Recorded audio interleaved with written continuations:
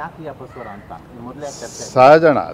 ಅದನ್ನು ನೀವು ಮಾತನಾಡಿದ್ರೆ ತಪ್ಪಾಗ್ತದೆ. ಯಾವ ಸಂದರ್ಭದಲ್ಲಿ ಏನೇನು ಮಾತನಾಡಬೇಕು ಅಂತಕ್ಕಂಥದ್ದು ಭಾರತೀಯ ಜನತಾ ಪಾರ್ಟಿಯ ನಮ್ಮ ವರಿಷ್ಠರು ಮತ್ತು JDS ಪಕ್ಷದ ವರಿಷ್ಠರು ಚರ್ಚೆ ಮಾಡ್ತಾ ಇದ್ದಾರೆ. ಎಲ್ಲವೂ ಕೂಡ ಒಂದು ಸುಖಾಂತ್ಯ ಕಾಣ್ತದೆ ಅನ್ನೋ ವಿಶ್ವಾಸ ನಂಗೆ ಸಂಪೂರ್ಣವಾಗಿದೆ.